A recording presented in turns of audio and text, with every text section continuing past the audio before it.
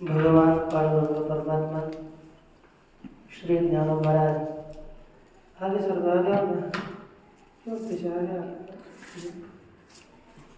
श्री भगवान राम परमात्मा श्री ज्ञान महाराज जगद्गुरु तुकाराम महाराज श्री संत एकनाथ महाराज आदि गुरु श्री शंकराचार्य इत्यादि सब संतों के अलौकिक और हेतु की ऐसे कृपा से हम लोग श्री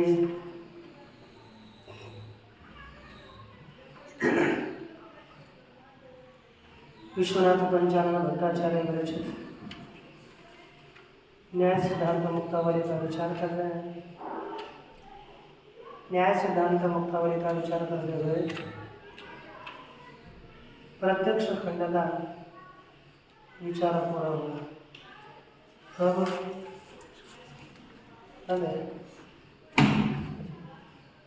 पानी लाना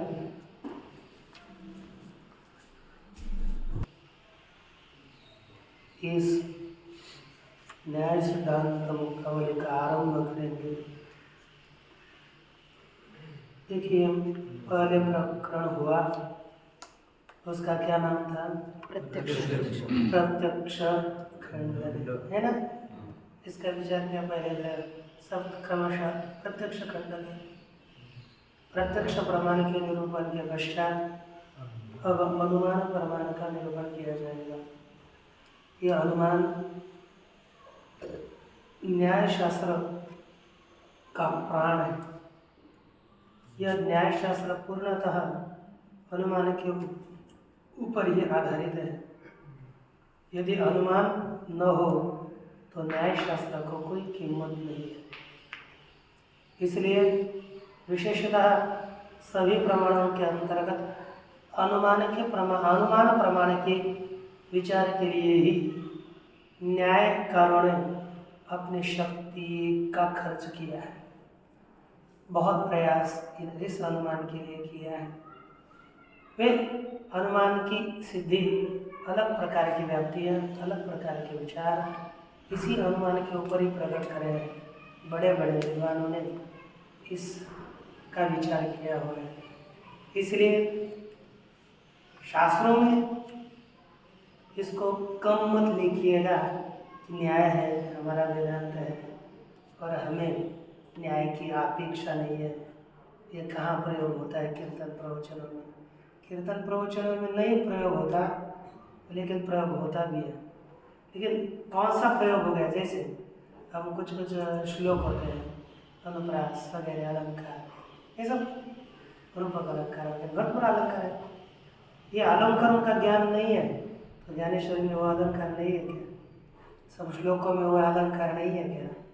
संत साहित्यों में होंगे, पुराणों में वो अलंकार नहीं है क्या? है ना। लेकिन पता नहीं है ना कौन सा अलंकार है, तो उसका अनुभव, उसका ज्ञान हमें नहीं होता ना। यदि न्याय अब बहुत से हेतु सब ग्रंथों में दिए जाते हैं। हेतु है कि क्या है पता नहीं, हाँ इसके कारण उसके कारण बोलते चलो पर आगे दौड़ते चलो, इतना ही होता है ना। इसलिए हमें इनका, क्योंकि कानादम पाणिनीय सर्वशास्त्रोपकारकम, गर्भ थोड़ा है बोला। खनाद शास्त्र न्याय शास्त्र समझ लो, वैशिष्ट होता है। लेकिन न्याय शास्त्र मिलकर और पाणिनीय व्याकरण, ये सभी शास्त्रों के ऊपर उपकार करने वाले शास्त्र हैं। इनके उपकारकत्व का आप ध्यान में रखिए कैसे होता है। देखिए आगे कहा, अब इस पिछले प्रकरण के पश्चात इस हम नूतन अनुमान प्रकरण का आरंभ करने जा रहे हैं। और कोई भी काम हो सुसंगत होना चाहिए, कभी भी विसंगत काम नहीं करना चाहिए। हम लोग करते हैं, वार्ता अलग है, सुसंगत किया करो, विसंगत नहीं, संगति होनी चाहिए। तो पहले संगति का लक्षण क्या है ये हमें देखना पड़ेगा, और संगति कितनी प्रकार की है वो भी देखना पड़ेगा। तो देख लीजिए, अब आपके टीका में नीचे से 7वीं पंक्ति है, संगति सामान्य लक्षणम ऐसा लिखा हुआ है कि नहीं? तो संगति का पहले सामान्य लक्षण इसके जगह सामान्य लक्षण होगा और उसके पश्चात संगति का विशेष हम लक्षण देखेंगे। क्योंकि जैसे आप कीर्तन करो, प्रवचन करो, कथा करो, कुछ दृष्टांत बताना है तो इधर का बताने चले और उधर का बताने लगे, ऐसा नहीं होता। उसको कोई ना कोई संगति लगती है। सुसंगत विषय होगा तभी वह विषय अच्छा हुआ करता है। ये ध्यान दीजिए। अब देखिए, बोलिए पीछे। अनंतराभिधान प्रयोजक, अनंतराभिधान प्रयोजक, अनंतराभिधान प्रयोजक, अनंतराभिधान प्रयोजक, अनंतराभिधान प्रयोजक, अनंतराभिधान प्रयोजक, अनंतराभिधान प्रयोजक, अनंतराभिधान प्रयोजक, अनंतराभिधान प्रयोजक, अनंतराभिधान प्रयोजक, जिज्ञासा जनक ज्ञान विषय, जिज्ञासा जनक ज्ञान विषय, जिज्ञासा जनक ज्ञान विषय, जिज्ञासा जनक ज्ञान विषय, जिज्ञासा जनक ज्ञान विषय, जिज्ञासा जनक ज्ञान विषय, जिज्ञासा जनक ज्ञान विषय, जिज्ञासा जनक ज्ञान विषय, जिज्ञासा जनक ज्ञान विषय, जिज्ञासा जनक ज्ञान विषय। स्मरणानुकूल संबंधत्व लिखा है, या हम सीधा लिख सकते हैं विषय। जिज्ञासा जनक ज्ञान विषयत्वम, इधर ही थोड़ा समझ बोलिए।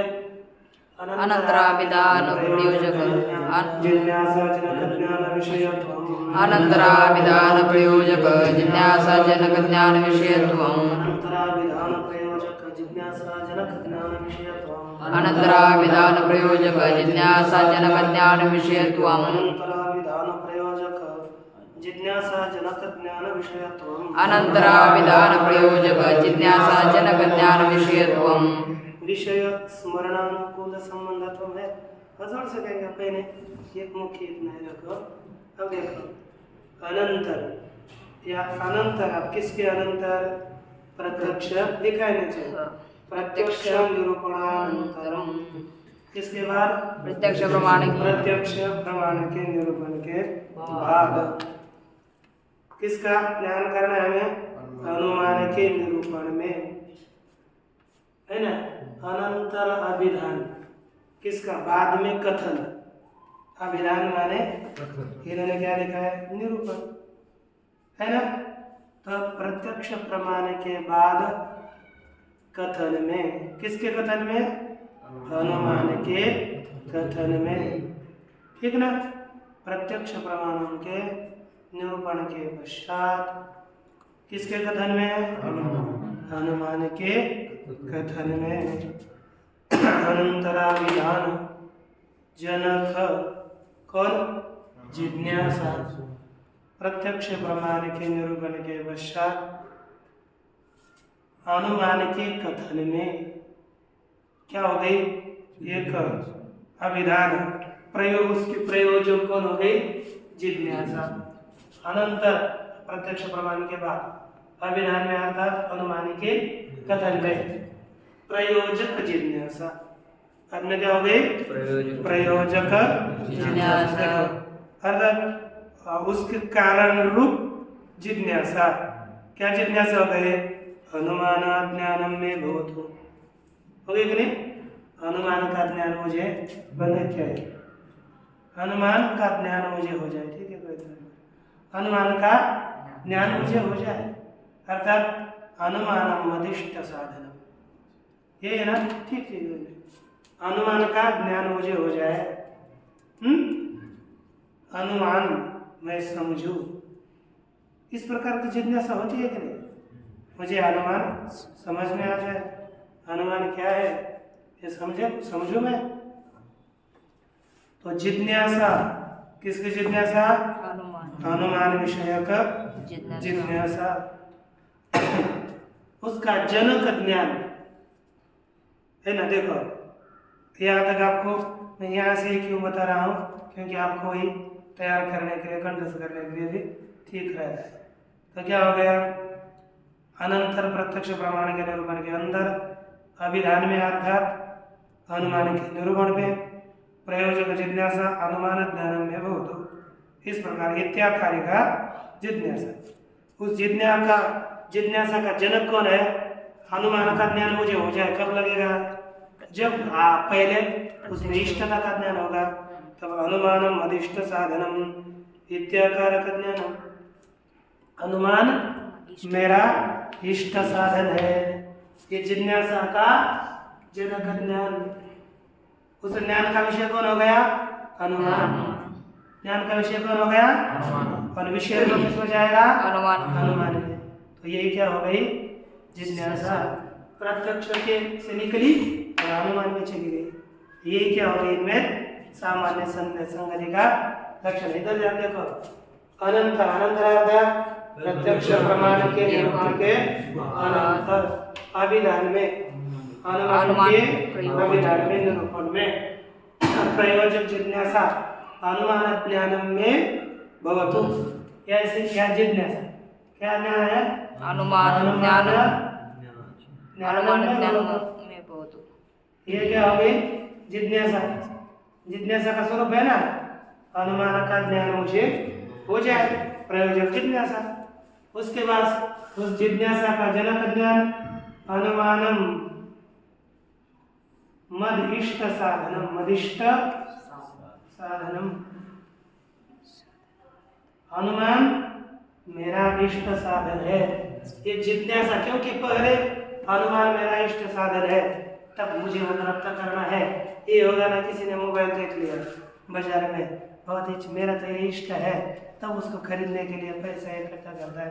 माँ बाप को बोलेगा नहीं दोगे तो नहीं देंगे तो मैं कुछ भी नहीं करूँगा, वगैरह वगैरह। जो होता है है नहीं? वो जो जिसकी उसकी इच्छा है उसको पता होगा, है कि नहीं? अब ये देखो, अनुमान ज्ञान में भवतु, तब अनुमान मेरा इष्ट साधन है। इस प्रकार की जिज्ञासा के जनक है। तो जिज्ञासा हो गई, उसका जनक जिज्ञासा ये हो गया अनुमान ज्ञान में हो, और उसका जनक ज्ञान अनुमान मेरा इष्ट साधन है, उसका विषय हो गया अनुमान। इसलिए यही सकल के साथ संगति सामान्य संगति है, ऐसा आपको समझना चाहिए। आप बोलोगे नीचे जो लिखा है स्मरणानुकूल संबंधत्व, यह भी बताइए जिसके कारण आपको कभी समस्या न हो। ये तो आप बोलेंगे ये तो अलग ही लिख दिया। तो देखो आगे भी क्या लिखते हैं, ये विषय हो गया इस ज्ञान का अनुमान मदिष्ट साधनम। इस ज्ञान का विषय कौन हो गया? अनुमान। अनुमान तक तो आ गया ना, विषय तो हमने अनुमान में नहीं लिया था, तो वो आपका क्या कहते हैं? विषय अनुमान। उसके आगे जोड़ो तत्स्मरणानुकूल संबंध, किसके? अनुमान के स्मरण के अनुकूल संबंध। क्या चीज है? अनुमान निष्ठम प्रत्यक्ष कार्यत्वम, अर्थात अनुमान में रहने वाला क्या है? प्रत्यक्ष कार्यत्व, अर्थात अनुमान प्रत्यक्ष प्रमाण का कार्य है। क्या है? अनुमान प्रत्यक्ष प्रमाण का कार्य है। यही संगति है। वही अनुकूल संबंध, उसके स्मरण के अनुकूल जो भी संबंध होगा वो अलग अलग होगा। वो कितने हैं? ये सामान्य विषयत्व तक की संगति है, और उसके आगे उसके स्मरण के अनुकूल जो संबंध, और दूसरा संबंध होगा, वह संबंध कितने प्रकार के? 6। वही देखो नीचे, सप्रसंग उपोद्घातो हेतुतावसरस्तथा,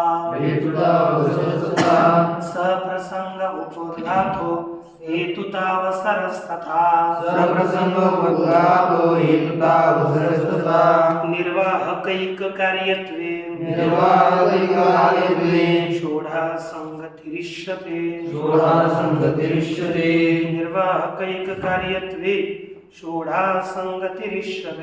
निर्वाहकैक कार्यत्वे षोडा संगतिरिष्यते, सप्रसंग उपोद्घातो हेतुतावसरस्तथा, निर्वाहकैक कार्यत्वे षोडशसङ्गतिरिष्यते सप्रसंगोद्घातो हेतुतावसरसता निर्वाहे कालत्वे षोडशसंगतिरिष्यते। देखिए, पहली है सप्रसंग संगति, दूसरी है उपोदघात संगति, तीसरी है हेतुता, चौथी है अवसर, पांचवी है निर्वाहकत्व और छठी है एक कार्यत्व, है ना। निर्वाहक यहाँ पर समझ लो त्व है ना, त्व का निर्वाहकत्व और एक कार्यत्व, एक का भी दोनों के साथ संबंध करना है और त्व का भी करना है, तो क्या बनेगा उसमें आप लिख सकते हो अलग अलग, निर्वाहकत्व और कार्य एक कार्यत्व, क्या है एक कार्यत्व, ऐसे दो बनेंगे। पहली संगति है सप्रसंग। सप्रसंग प्रसंगत्वम पीछे गया है, स्मृतस्य उपेक्षा नरहत्वम, गए कि नहीं, जिसका स्मरण हो गया वो उपेक्षा के लायक न होना, ये सप्रसंगता है। जिसका हमें स्मरण हुआ और वह उपेक्षा योग्य न हो तो हम क्या करेंगे, उसको सप्रसंगत्व। क्या संगति है, सप्रसंगत्व, उसको क्या कहेंगे, प्रसंग संगति है। ठीक, अच्छा, अब जैसे क्या है, यहाँ लिखा है नीचे टीका में भी, उपोद्घातादि भिन्नत्वे सति स्मरण प्रयोजक संबंधत्वम प्रसंगत्वम, जो उपोद्घातादियों से भिन्न है और स्मरण का प्रसंग है, स्मरण का प्रयोजक है, स्मरण का कारण है। तो इसलिए उसका पहले क्या बताया आपको, स्मृतस्य उपेक्षा नरत्वम। कभी कभी किसी के कारण स्मरण का जो प्रयोजक होता है कारण, उसी को एक संगति का, ये प्रसंग संगति। आप बोलते हैं ना प्रसंग आया है इसलिए ये चीज मैं बता देता हूँ, तो संगति कौन सी हो गई है, प्रसंग है कि नहीं। ये कभी हम प्रसंग से कोई काम करते हैं, जैसे रामनवमी है, रामनवमी के दिन थोड़ा उत्सव करेंगे, आनंद लेंगे, है कि नहीं, तो क्या प्रसंग है, रामनवमी तो नहीं है, राम प्राण प्रतिष्ठा है कि नहीं, 22 को। तो इस प्राण प्रतिष्ठा के दिन अपना भी आनंद लेंगे, तो ये क्या होगा, ये हमने उस प्रसंग से किया हुआ कुछ कार्य, उसको प्रसंग संगति से काम होता है। कोई काम थका, दूसरा कोई है, कोई निमित्त है, कोई नहीं, प्रसंग है, उसी प्रसंगों को अनुसरण करके, क्योंकि भगवान प्रभु रामचंद्र जी के प्राण प्रतिष्ठा अपने जीवन, किसी के भी जीवन में जो अभी जिंदा है उनके जीवन में अभी पहली बार है, बाद में कभी होगी न होने का प्रश्न ही नहीं, और उस समय हम है कि नहीं ये भी पता नहीं, तो जीवन में एक ही काल है कि नहीं हो, और ऐसी और वो अपना अतिशय प्रिय स्थान है।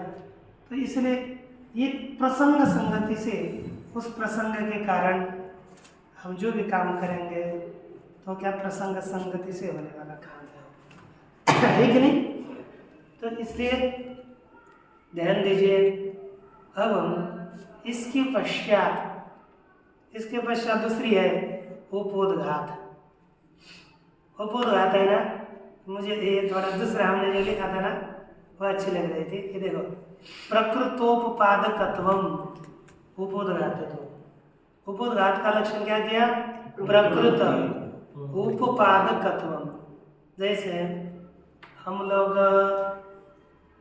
अपना विषय होता है प्रकृत, जैसे आपने मराठी में क्या होता है, समझो एक अभंग ले लिया, सबको हमारा अपने हमें पता है सुंदर ते ध्यान उभे बिठे वरी कर कटा वरी थी वरी ये अभंग है। ऐसे जान दो हिंदी में समझ में नहीं आएगा किसी को तो यह अभंग ही पता चलेगा हम लोगों को, लेकिन हिंदी वालों को नहीं होगा।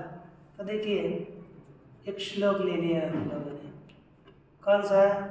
अशुचानन शोचस्तम प्रज्ञावादान विश्वास। अब इस श्लोक का हमें व्याख्यान करना है, निरूपण के लिए इस श्लोक को हमने रखा। तो अब इस श्लोक का हमें निरूपण तो करना है, लेकिन इसके पहले इस श्लोक के निरूपण के पहले उसका अनुसरण करके श्लोक का अनुसरण करके जो उसके पहले बताया जाएगा उसका प्रकृत जो भी होगा उसका जो निरूपण किया जाएगा उसे क्या कहते हैं हम? उपोद्घात। प्रकृत जो विषय है उसका उपोपादक साधक जो भूमिका होती है समझो वही उपोद्घात है। तो पहले करना पड़ता है उसके विषय के, किसी के विषय में पहले जो हम निरूपण करेंगे वही उपोद्घात होता है। उसको ही कहते हैं प्रकृत उपादकत्वम। क्या हो गया? उपोद्घातत्वम। अथवा ज्ञान जनक ज्ञान विषयत्वम। क्या हो गया? ज्ञान विषयत्वम। क्या हो गया? ज्ञान विषयत्वम। ज्ञान जनक ज्ञान विषयत्वम। क्या हो गया? ज्ञान विषयत्वम। ज्ञान जनक ज्ञान विषयत्वम। बोलिए ज्ञान जनक विषयत्वम। ज्ञान जनक ज्ञान विषयत्वम। ज्ञान जनक ज्ञान विषयत्वम। उपोद्घातत्वम। उपोद्घातत्वम। देखिए हम लोगों ने क्या किसका विषय देखा था अभी? देखो ब्रह्मसूत्र का भी पढ़ा है किसने? ये ने पढ़ा है। ब्रह्मसूत्र का पहला सूत्र पता है सबको? क्या था? अथा तो ब्रह्म जिज्ञासा। ये पहला सूत्र है। इस सूत्र के आरंभ में भगवत भाष्यकार जी ने पहले आध्यास भाष्य लिखा है। क्या लिखा है? अध्यास भाष्य। अब अथा तो ब्रह्म जिज्ञासा ये सूत्र का ज्ञान कब होगा, ये हमें यथार्थ ज्ञान कब होगा? अध्यास भाष्य पढ़ेंगे तब। क्योंकि ब्रह्म की जानने की इच्छा, वहाँ पर एक शब्दार्थ है अथा तो ब्रह्म जिज्ञासा, ब्रह्म को जानने की इच्छा, अर्थात ब्रह्म विषय विचार करना चाहिए, अर्थ वगैरह बनता है अलग है। हमें अभी शब्दार्थ देखना है कि अब ये यदि ब्रह्म के ज्ञान से संसार की निवृत्ति होती है, इसलिए हमें वो विषय देखना है। तो ये हमें ध्यान में रखना है कि जब तक ब्रह्म में प्रपंच मिथ्या है ऐसा ज्ञान न होगा तब तक ज्ञान के द्वारा प्रपंच की निवृत्ति नहीं होगी। इसलिए हमें पहले उस जगत को मिथ्या सिद्ध करना पड़ेगा, फिर उसके ज्ञान के द्वारा निवृत्ति होगी। तो हम सूत्र ये आगे का विषय है ज्ञान, कौन सा? ब्रह्म ज्ञान अथवा आगे के सूत्रादियों का ज्ञान है ना। उसका जनक ज्ञान कौन हो गया? आध्यास का ज्ञान। क्या हो गया? ब्रह्म ज्ञान के द्वारा ये जगत की निवृत्ति हो जाएगी। ऐसा जो ज्ञान, मुख्य ज्ञान, कार्य ज्ञान, उस ज्ञान का जनक ज्ञान आध्यास का ज्ञान, और आध्यास का ज्ञान का विषय आध्यास। आध्यास भाष्य देखो समझ लो अपना सूत्र और अध्यास भाष्य, ये दोनों चीजें हैं। और ज्ञान करना है हमें, ज्ञान इस सूत्र ज्ञान, इस ज्ञान का जनक ज्ञान, अभ्यास ज्ञान, क्या अभ्यास भाष्य ज्ञान, इस ज्ञान का विषय कौन हो गया? अभ्यास। और अभ्यास से क्या हो गया? अभ्यास भाष्य है ना, है ना? अभ्यास भाष्य का अभ्यास भाष्य ज्ञान मिल गया। सूत्र ज्ञान का कारण अभ्यास भाष्य का ज्ञान, और अभ्यास भाष्य का ज्ञान का विषय अभ्यास। जैसे अशोचानन श्लोक ज्ञान है ना, यहाँ से आगे गीता का ज्ञान है कि नहीं? गीता का ज्ञान, गीता के ज्ञान का कारण पीछे के अर्जुन का शोक का ज्ञान, और शोक का ज्ञान का विषय शोक। वही है क्या समझ लो, पहला अध्याय उपोद्घात, श्रीमद् भगवद गीता का पहला अध्याय तो क्या होगा? ये सब उपोद्घात है ना। जब तक दूसरे अध्याय के 10 श्लोक तक ये सब तक तो भूमिका है अर्जुन का शोक, अर्जुन के अंतःकरण में गीता की भूमिका, सब वहाँ पर जाना, फिर अर्जुन का शोक निर्माण होना, अर्जुन ने बोलना है, भगवान ने कुछ बोलना, फिर अर्जुन शरण जाना, ये ज्ञान की सब भूमिका है ना पहली। तो यही उपोद्घात है, समझ में आता है ना? नहीं तो वही समझ है ना, हेतु था। उसके बाद कौन सा संबंध है? हेतु था अजत स्वार्थ लक्षणायाम कार्य कारण भाव। इन्हें क्या लिया? अजत स्वार्थ छोड़ो, ये लक्षण है, अर्थात अजत लक्षणा के द्वारा हेतुता का अर्थ लेना है हमें। हेतु हेतुवत भाव क्या लेना है? अर्थात कार्य कारण भाव, एक कार्य और कारण है। तेरी गोरखराव जी से क्या संबंध है? हैं? कुछ नहीं है ना, वह क्या संबंध क्या है? हेतु हेतुवत भाव, कार्य कारण भाव। बेटा कार्य है और बाप कारण है ना, तो इसमें क्या होगा? कार्य कारण भाव संबंध है। ये अपना संबंध तो है ना सभी के लिए, क्योंकि कोई ना कोई संबंध है। बिना संबंध कोई किसी के घर कैसे घुसोगे? कोई बोलेगा हमारा कोई संबंध ही नहीं, तो कैसे घर में घुसोगे? इसलिए तो किसी के भी घर मत जाना जहाँ संबंध है वहाँ पर ही। अब इसके बाद दूसरी है, ये तो हेतुवत भाव लिखा ना, उसी का दूसरा नाम है उपजीव्य। उपजीवक, उपजीव्य अर्थात कार्य, उपजीवक अर्थात कारण है ना। अनुमान क्या है? उपजीव्य। अनुमान हो गया उपजीव्य, और उपजीवक क्या हो गया? प्रत्यक्ष। तो उनमें ही अनुमान और प्रत्यक्ष में कौन सी संगति है? उपजीव्य उपजीवक भाव। उसी को बोले कार्य कारण भाव, उसको बोलो हेतु हेतुमद भाव। शब्द अलग है, अर्थ वही है। ठीक, इसके बाद देखो अवसर। पश्चात कौन सी संगति है? अवसर संगति है ना। क्या संगति है? अवसर संगति। तो देखो अवसर का अर्थ है अनंतर वक्तव्यत्व, है ना। अनंतर बाद में कथन योग्य। क्या है? अनंतर कथन योग्य। तो पश्चात कथन योग्य, तो एक यह संगति है। क्या होता है ना, दो चीजें एकत्र आ गई और पहले एक ये पानी छत से आ रहा है, कोई कपड़े धो रहा होगा बाहर गर्मी के कारण, है ना। पश्चात वो अवसर है अनंतर वक्तव्य, तो बाद में कथन योग्यता। अर्थात दो चीजें हैं, दो तीन चीजें। जैसे यहाँ पर अनुमान के दो कार्य है, एक प्रत्यक्ष के कार्य है, अनुमान भी है और उपमान भी है। प्रत्यक्ष का कार्य तो उपजीव भाव तो दोनों में चला जाता है, लेकिन अनंतर तुरंत किसका निरूपण किया? अनुमान का।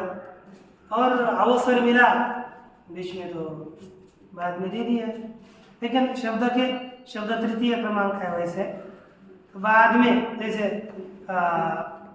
अनुमान का निरूपण किया और शब्द का निरूपण आ गया, तो शब्द के निरूपण को छोड़कर सूची कटाने ऐसे उपमान का पहले निरूपण किया, फिर अवसर मिला, आप कुछ नहीं बचा, चलो अब इसको देख लेते हैं। जैसे कोई काम बहुत अर्जेंट होता है ना, अर्जेंट वाला निश्चित करने वाला उसको काम को कर लेते हैं, तो चलो अभी इन काम से खुले हो गए, इन्होंने भी कुछ दिया था, इसको देखते हैं। जब अवसर मिला तो देखेंगे। हम बोलते हैं ना, यदि समय मिला तो हम देखेंगे, नहीं मिला तो रह जाएगा। कोई अवसर संगति से काम है अपना, कोई भी काम बिना संगति से नहीं होता, सुसंगत होना चाहिए, विसंगत नहीं है। और तीसरी चौथी है निर्वाहक एकत्व। निर्वाहक एकत्व, एक प्रयोजकत्व क्या होता है? जैसे कारण एक होता है, कार्य दो होते हैं। कारण एक, कार्य दो। जैसे एक अपने हिसाब से शत्रुघ्न और लक्ष्मण जी कितने बेटे हैं? सुमित्रा माता के, है कि नहीं? राम और भरत का दूसरा क्या जो आप श्री तुलसीदास महाराज जी के अनुसार है। तुलसीदास महाराज जी का क्या है? भरत और शत्रुघ्न ये कई के है, लेकिन अपने अनुसार आप महाराज और संतों के यहाँ के कथन के अनुसार सुमित्रा माता के दो बेटे हैं, शत्रुघ्न और लक्ष्मण। ये पता है ना कि क्या हो गया बुद्धि इधर उधर, कोई पता नहीं है ना, ये ऐसी स्थिति है। तो निर्वाहक, इन दोनों का कारण कौन हो गया? एक, सुमित्रा माता। उनका कार्य कौन हो गया? दो। तो निर्वाहक एकत्व, निर्वाहक एकत्व इस संगति से, इस संगति से हम जैसे लक्ष्मण जी के साथ व्यवहार करेंगे, इसी तरह से शत्रुघ्न जी के साथ करेंगे। क्योंकि एक संगति है ना, एक संगति क्या है? आप जिसके लक्ष्मण जी के ऊपर प्रेम कर रहे हैं उसके ऊपर क्यों? उनका कारण एक है ना, निर्वाहक एक है ना। तो निर्वाहक एकत्व इस संगति से हम एक आधा काम कर लेते हैं, क्योंकि हम इसमें अनुमान और उपमान में संगति लगा सकते हैं, क्योंकि निर्वाहक अर्थात प्रत्यक्ष एक है इनका, इसलिए अनुमान हो गया तो तुरंत अनुमान के बाद उपमान क्यों निरूपण करें? 4 क्रमांक के प्रमाण का प्रमाण चौथा है कौन? उपमान तो चौथे क्रमांक का है, तो आपने तीसरे क्रमांक में उसका क्यों निरूपण किया, प्रतिपादन क्यों किया? कहते हैं एक कार्य तथे, क्योंकि अनुमान के बाद तुरंत अनुमान जिसका बेटा है तुरंत मुझे लगा उसके बेटे को अभी पूरा निरूपण कर दे, तो तुरंत अनुमान का निरूपण कर लिया, इसलिए दोनों में निर्वाह एकत्व था, इसलिए उसके बाद अनुमान के बाद तुरंत उपमान का निरूपण किया। ऐसा कर सकते हैं हम लोग, है कि नहीं? एक साथ एक के बेटे को एकदम यानी बोलते हैं ना, हम इसके बाद दान देते समय आपने इसके बेटे को तुरंत क्यों दिया, इसको भी कहते कह रहे दोनों ही भाई है, तो एक बड़े को चला जाना था, उसे निर्वाह एकत्व इस न्याय से तुरंत इसको भी गोलियां दी थी और भेज दिया घर में, अभी इनको देख लेता हूँ, है कि नहीं? और एक के साथ दूसरा आ रहता है ना, है ना? कार्य एकत्व क्या है? कार्य एकत्व। अब जैसे यहाँ पर कहते हैं एक कार्य अनुकूलत्व, जैसे दो चीजें दोनों का एक कार्य होगा, दोनों का एक यदि कार्य होगा तो उस कार्य के संबंध से इन दोनों कारणों का पहले हमें निरूपण करना पड़ता है। क्या? एक कार्यत्व संबंध हो गया उनमें। क्या हो गया? एक कार्यत्व माने एक कार्यानुकूलत्व, एक कार्य है जिनका ऐसा करना है, तो उन दोनों कारण में लेना है, वो कारण है। पहले क्या कार्य में जा रहा था और अब किस में जा रहा है? कारण में। जैसे आपको उदाहरण देना हो तो बलराम जी है। बलराम जी आए रे आए, यशोदा और कौन दूसरी? हाँ, यशोदा रोहिणी का, यशोदा ने क्या बोलते हो, देवकी और रोहिणी, इन दोनों का स्मरण आता ही है। किसके कारण? क्योंकि दोनों कार्यिकत्व है दोनों का। क्योंकि 7 माह तक देवकी के गर्भ में रहे और 2 माह में रोहिणी के गर्भ में जाकर रहे, तो 2 कार्य तो एक हो गया बलराम, लेकिन कारण बन गए 2, है कि नहीं? तो एक कार्य बलराम जी, उसके अनुकूलत्व कारणत्व किसमें आ जाएगा? देवकी में और रोहिणी में। इसलिए एक कार्यत्व का एक कार्यानुकूलत्व समझ लो। इस संगति से दोनों का भी, बलराम जी आगे रह गए तो एक कार्यानुकूलत्व संगति से हमें कभी भी दोनों भी माताओं का निरूपण करना पड़ेगा। एक का करोगे तो सुसंगत न होगा। ठीक, इस तरह से 6 प्रकार की संगति बताई गई है। अब इसके पश्चात इसी अनुमान का निरूपण उपजीव्य भाव संगति से होता है। इसका हम आगे निरूपण देखते हैं। पूर्णमदः पूर्णमिदं पूर्णात् पूर्णमुदच्यते पूर्णस्य पूर्णमादाय